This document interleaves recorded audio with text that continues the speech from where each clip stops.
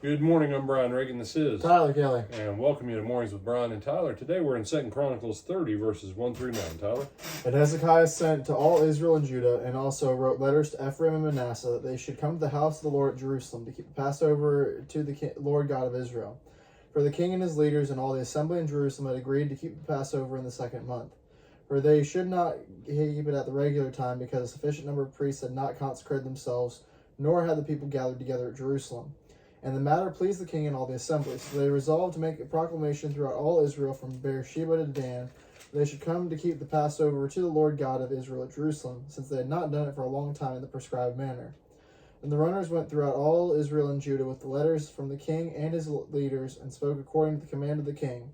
Children of Israel, return to the Lord God of Abraham, Isaac, and Israel. Then he will return to the remnant of you who have escaped from the hand of the kings of Assyria.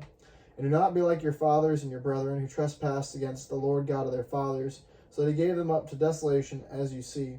Now do not be stiff-necked as your fathers were, but yield yourselves to the Lord and enter his sanctuary, which he has sanctified forever, and serve the Lord your God, that the fierceness of his wrath may turn away from you.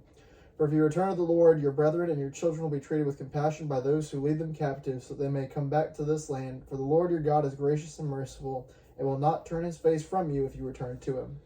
All right. And so this is an interesting thing. He's king of Judah, but he sends the invitation to all of the tribes.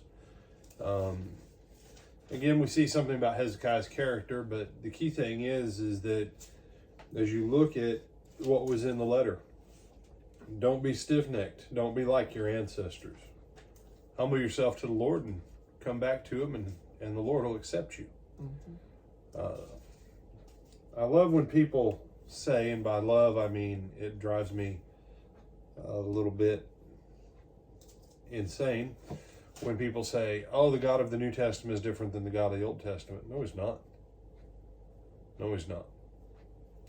Well, he doesn't kill people like he did in the Old Testament. Sure he does. He's just saving all of it until the very end. Okay? Because why? The plea then is the plea now. Quit being like your ancestors. And it's an interesting thing as America moves further away from the gospel of Christ, and as the Western world moves further away from the gospel of Christ, what do we see becoming more prevalent? The ways of our ancestors.